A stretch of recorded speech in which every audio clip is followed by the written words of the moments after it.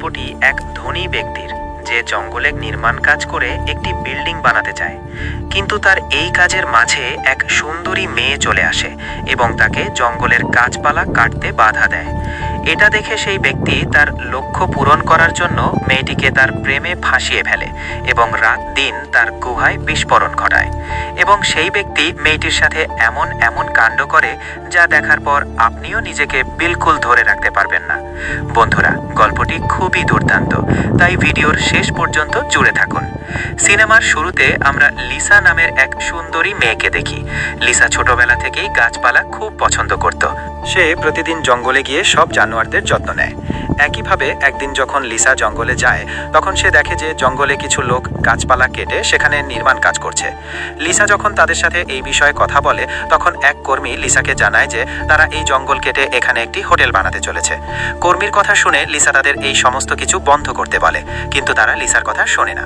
এটা দেখে লিসা তার ফোন বের করে তাদের ভিডিও বানাতে শুরু করে। এটা দেখে কর্মী লিসাকে বোঝায় এবং তাকে বলে যে গাছগুলো কাটার নির্দেশ আমাদের কাছে আছে, আমাদের কোনো দোষ নেই, আমরা শুধু কর্মী। ওদিকে লিসা তার হোস্টেলে চলে যায় এবং তার বন্ধু স্যামকে সবকিছু জানায়। জঙ্গলে কেউ নির্মাণ কাজ শুরু করেছে, আমাদের তাদের থামাতে হবে। এরপর লিসা আর স্যাম তাদের সব সহপাঠীকে নিয়ে জঙ্গলে যায় এবং সেখানে নির্মাণ কাজ বন্ধ করার জন্য আন্দোলন শুরু করে। সব সংবাদ চ্যানেলও সেখানে পৌঁছে গিয়েছিল এবং এইভাবে তারা নির্মাণ কাজ বন্ধ করে দেয়। পরের দিন লিসা আর স্যাম কলেজে আসে। এখন প্রিন্সিপাল সব ছাত্রদের বলেন, দেশের সবচেয়ে বিখ্যাত ব্যবসায়ী রনির ছেলে আপনাদের সবার সাথে কথা বলতে চায়। আসলে সেই ব্যবসায়ী জঙ্গলে হোটেল বানাতে চায়। রনি সব সহপাঠীকে তার প্রজেক্ট সম্পর্কে জানায় এবং তাদের বলে যে তার এই প্রজেক্ট সম্পূর্ণ বৈধ এবং সে এটি তৈরি করার সমস্ত নির্দেশ অনুসরণ করছে। রনি সব ছাত্রকে তার অনুমতির কাগজ দেখায় এবং বলে যে তারা এই শহরের সবচেয়ে বড় বিল্ডিং বানাবে, যা দেখতে মানুষ আসবে এবং আমাদের সময়ের সাথে তাল মিলিয়ে চলতে হবে, তবেই আমরা এগিয়ে যেতে পারবো। লিসা রনিকে বলে যে তুমি যদি জঙ্গলের সব গাছ কেটে দাও, তাহলে সেখানে থাকা সব বন্যপ্রাণীর কি হবে? এর জবাবে রনি বলে যে জঙ্গলের সব প্রাণী কুকুরদের দ্বারা বিরক্ত, তাই তারা কোথাও চলে যাবে এবং আমরা কয়েক বছরের মধ্যে এর চেয়েও বড় জঙ্গল বানাবো। কিন্তু লিসা রনিকে বলে যে এই জঙ্গলের মধ্যে কাদা আছে, তাই এখানে কোনো বিল্ডিং তৈরি করা যাবে না। এর জবাবে রনি বলে এসব গুজব, আমরা এটি ভালোভাবে যাচাই করেছি। কিন্তু লিসা রনিকে তার বিল্ডিং অন্য কোথাও বানাতে বলে। ওদিকেই পরের দিন কলেজের প্রিন্সিপাল লিসাকে তার অফিসে ডেকে তাকে কলেজ থেকে সাসপেন্ড করে দেন, কারণ লিসা অনেক দিন ধরে কলেজের ফি জমা করেনি। এখন লিসার কাছে এত টাকা ছিল না যে সে কলেজের ফি জমা করতে পারে। রাতের সময় লিসা তার মন ঠিক করার জন্য একটি ক্লাবে যায়। রনিও সেই ক্লাবে আসে। রনি লিসাকে সেখানে দেখে তার সাথে কথা বলার চেষ্টা করে, কিন্তু লিসা রনির উপর রেগে যায় এবং তাকে বলে যে তুমি তোমার প্রজেক্টের জন্য আমাকে কলেজ থেকে বের করে দিয়েছো, তুমি খুব বেকার ইনসান হও। রনি লিসাকে বলে আমি এসব করিনি এবং সে প্রিন্সিপালকে কল করে লিসাকে আবার কলেজে ভর্তি করতে বলে। এত রাতে লিসা ডগ হাউসে কিছু কুকুরকে মুক্ত করতে যায়। সেখানে গিয়ে সে সব কুকুরকে মুক্ত করে দেয়, কিন্তু তখনই সেখানে নিরাপত্তা রক্ষীরা চলে আসে এবং তারা লিসাকে ধরে ফেলে। তখনই রনিও সেখানে চলে আসে। সে গার্ডদের লিসাকে ছেড়ে দিতে বলে এবং সেই গার্ডদের কথাই ভুলিয়ে সব কুকুরকে নিয়ে লিসাকে নিয়ে সেখান থেকে পালিয়ে যায়। পরের দিন বেশ সকালে যখন লিসার ঘুম ভাঙে, সে জানতে পারে সে রনির বাড়িতে আছে। আসলে লিসা কাল রাতে খুব মাতাল ছিল, তাই তার কিছুই মনে নেই। লিসা রনিকে জিজ্ঞেস করে কাল রাতে আমাদের মধ্যে কি হয়েছিল। তখন রনি লিসাকে বলে আমি তোমার সাথে কিছুই করিনি, তুমি এখানে একাই শুয়েছিলে।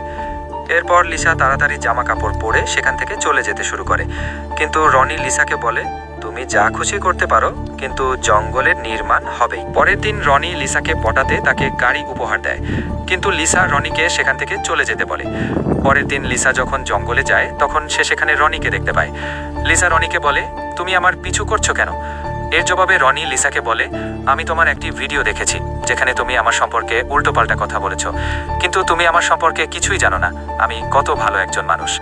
রনি লিসার সাথে একটি চুক্তি করে এবং তাকে বলে তুমি 1 সপ্তাহ আমার সাথে থেকে দেখো, যদি আমি তোমাকে আমার ভালোবাসায় পাগল না করতে পারি, তবে আমি এই জঙ্গল ছেড়ে চলে যাব। লিসাও রনির এই কথা মেনে নেয়।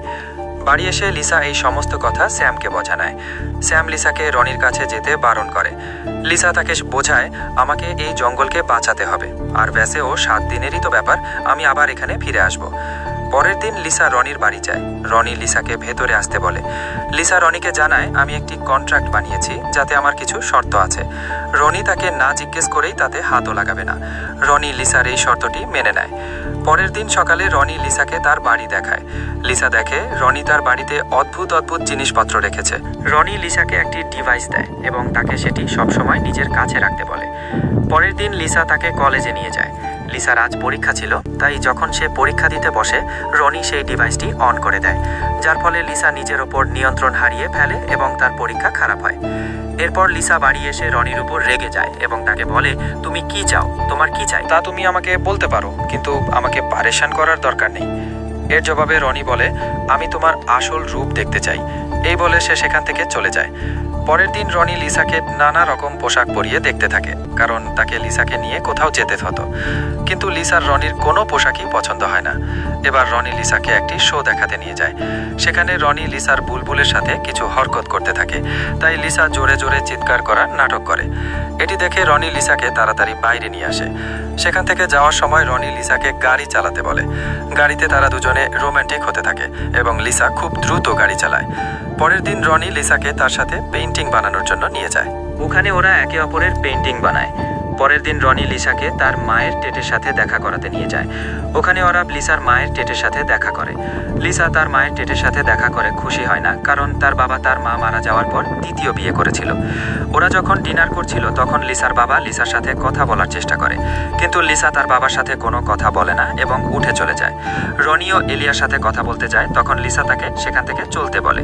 তাই রনিও লিসাকে আবার তার বাড়িতে নিয়ে আসে। পরের দিন রনি লিসাকে তার প্রিয় জায়গায় নিয়ে যায়, কারণ রনি লিসাকে সবভাবে খুশি করতে চেয়েছিল, যাতে সে তার প্রকল্পে বাধা না হয়। ওরা যখন সেখানে পৌঁছায় তখনই লিসার স্যামের কল আসে এবং সে লিসাকে দেখা করতে বলে, কিন্তু লিসা তাকে বলে সে তার সাথে দেখা করতে পারবে না। আসলে লিসাও এখন রনিকে পছন্দ করতে শুরু করেছিল। এইভাবে রনি আর লিসা একসাথে অনেকটা সময় কাটায় এবং একে অপরের খুব কাছাকাছি আসে। রনি লিসার সাথে মজা করার চেষ্টা করে, কিন্তু লিসা তাকে এগুলো করতে বারণ করে। পরের দিন লিসা রনির কাছে যায় এবং তাকে বলে, আজ আমাদের শেষ দিন, তাহলে আজ আমরা কি করব? তখন রনি বলে, আজ আমরা কিছুই করব না। লিসা রনির মা বাবার সাথে দেখা করতে চেয়েছিল, তাই রনি লিসাকে তার মা বাবার সাথে দেখা করাতে নি। ওখানে ওরা একসাথে বসে খাবার খায়। ওরা আপোষে কথা বলছিল, তখনই রনির বাবা লিসাকে বলে যে বিল্ডিং বানালে পলিউশন হয় না। এর উত্তরে লিসা তাদেরকে বলে যে যারা জঙ্গলের প্রাণীদের কথা চিন্তা করে না তারা খুব স্বার্থপর হয়। এটা শুনে রনির বাবা লিসার উপর রেগে যায় এবং তাকে উল্টোপাল্টা কথা বলে, কিন্তু রনি তার বাবাকে চুপ করিয়ে তাকে লিসার কাছে ক্ষমা চাইতে বলে। তখন রনির বাবা লিসার কাছে ক্ষমা চায়। এবার রনি লিসাকে তার বাড়ি দেখানোর জন্য ওপরে নিয়ে যায়। সেখানে লিসা রনিকে কিস করে।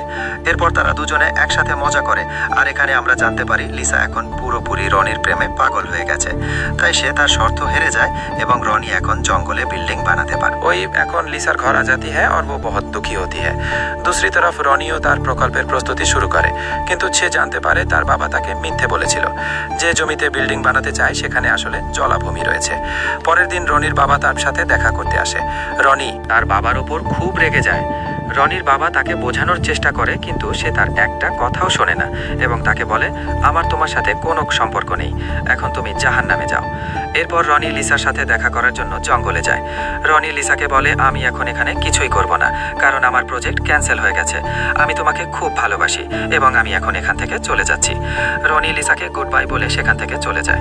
পরের সিনে আমরা দেখি লিসাও এখন রনিকে ক্ষমা করে দিয়েছে এবং তারা দুজনে একে অপরের পেঁয়াজ বুঝেস করে। আর এই সাসপেন্সের সাথে এই মুভির হ্যাপি এন্ডিং হয়ে যায়। বন্ধুরা, মুভি পছন্দ হলে ভিডিওকে লাইক এবং চ্যানেলকে সাবস্ক্রাইব করতে ভুলবেন না। Thanks for watching.